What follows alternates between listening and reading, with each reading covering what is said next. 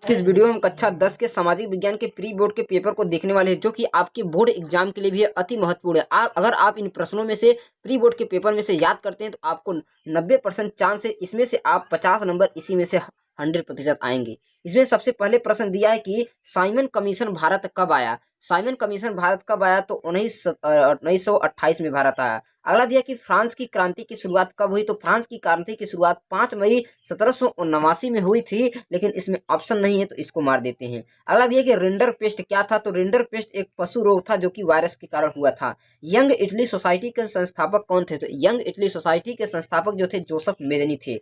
1789 में फ्रांसीसी क्रांति का प्रयास क्या हुआ तो राजा को वस्त्र हटा दिया, प्रजातंत्र की स्थापना हो गई। नेक्स्ट प्रश्न दिया है कि अगला प्रश्न दिया है कि यहाँ पर कौन सा शासन का अंग नहीं है, विधायिका, न्यायपालिका, कार्यपालिका, नगर पालिका तो नगर पालिका।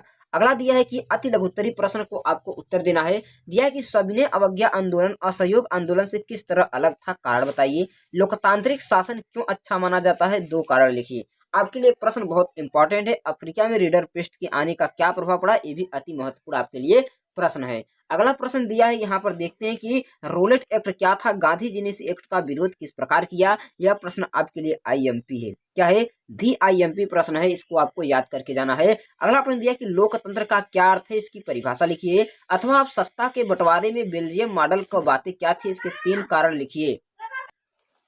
आपको लिखना है कि रोलेट एक्ट क्या था, गांधी जी, लोकतंत्र का क्या अर्थ है, अथवा सत्ता के बंटवारे के बेल्जियम मॉडल के मुख्य आधार क्या थे, 3 कारण लिखना है। अगला दिया कि लघुत्तरी प्रश्न 6 अंक दिया कि प्रथम विश्व युद्ध में आई आर्थिक महामंदी का कारण बताइए। आपके लिए प्रथम विश्व युद्ध बहुत इंपॉर्टेंट है, आपको याद करके जाना है। अगला दिया कि इटली का एकीकरण के लिए प्रमुख बाधाओं का वर्णन कीजिए। सत्ता की साझेदारी का क्या अर्थ है, इसकी आवश्यक 2 कारणों का उल्लेख कीजिए। संघवाद का क्या अर्थ है, संघीय प्रणाली के किन्हीं 4 विशेषताओं का उल्लेख करना है। नेक्स्ट प्रश्न आगे की ओर देखते हैं। यहाँ पर दिया है कि मानचित्र विशेषक को करना है कि आपको एक मानचित्र मिलेगा, उस आधार पर आपको लगाना है। जैसे दिया कि वह स्थान जहां नील की खेती करने के लिए किसानों ने आंदोलन किया तो चंपारण हो जाएगा, लिख देना है। वह स्थान जहां दिसंबर 1920 में भारतीय राष्ट्रीय कांग्रेस के अधिवेशन हुआ, वह स्थान जहां सूती मिल श्रमिकों का सत्याग्रह हुआ, वह स्थान जहां नमक आंदोलन प्रारंभ हुआ, वह स्थान जहां होम रूल की स्थापना हुई। अगला प्रश्न दिया है आपको, निम्न में से प्रांत सीढ़ीदार खेती की जाती है। आप इन प्रश्नों को अच्छी तरह से लगाकर और याद करके जाना है। जो दिया इनमें से कौन सी फसल रबी की फसल नहीं है, सामान्यतः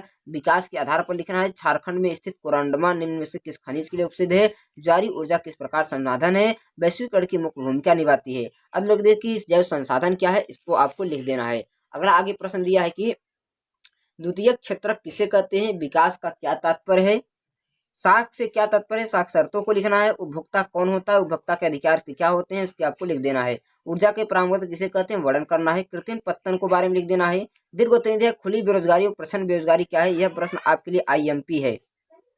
आइए, खुली बेरोजगारी, प्रच्छन्न बेरोजगारी, मानव सूचकांक को लिखना है। ऊर्जा गैर परंपरागत 4 स्रोतों का वर्णन करना है। अथवा आपको भारत के आर्थिक विकास परिवहन का महत्व करना है। इसके बाद आपको मानचित्र विशेषज्ञ दिया है, मानचित्र से करना है। सलाल परियोजना कहाँ पर है, सबसे अधिक चावल उत्पादक कहाँ है, काली मिट्टी का क्षेत्र सबसे अधिक। आपको